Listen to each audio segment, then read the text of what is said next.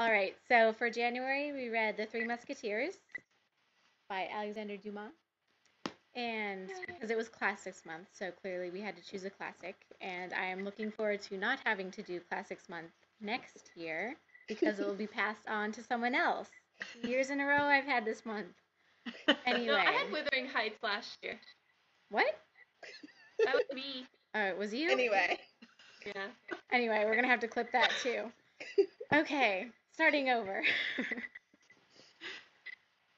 For January, we read... I can't. Just start where you were. Did you really have Wuthering Heights? Yeah. She did. Oh. Rachel established Classics Month.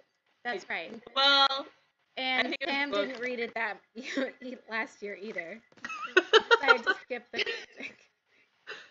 But Emily had read it a few years before. Yeah, and she came over. Well, and I'd finished it a few weeks before we had book club, so I'd forgotten a lot of it. So my questions weren't as good. Anyway, okay, we're now discussing Wuthering Heights.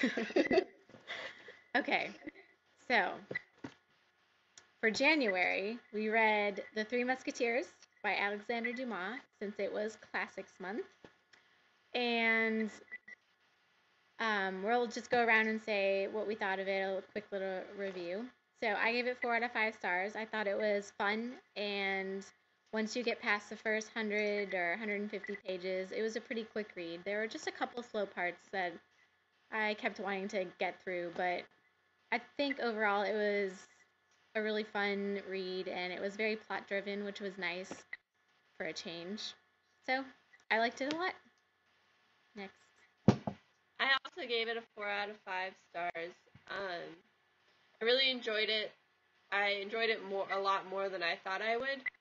And I thought it was a very good book thrown in after I'd finished Eat, Pray, Love, and Waiting for Columbus, because it was an incredibly plot-driven book, and there was a lot of action and adventure. So. I liked the book as well. I give it 4 out of 5 stars.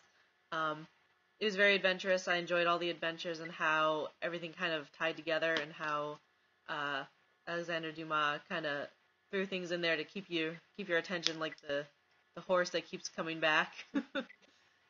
But overall, it was really good. I can see why it's a classic. Mm-hmm. All I can really say is that I second what Danielle said about the beginning being slow and harder to get into, because I didn't make it past that. But it's on Spark Notes. And what is your review of the Spark Notes, Tell all the Madeline? kids out in cyber world that they don't have to read the book. But I underappreciate it now, so. Okay.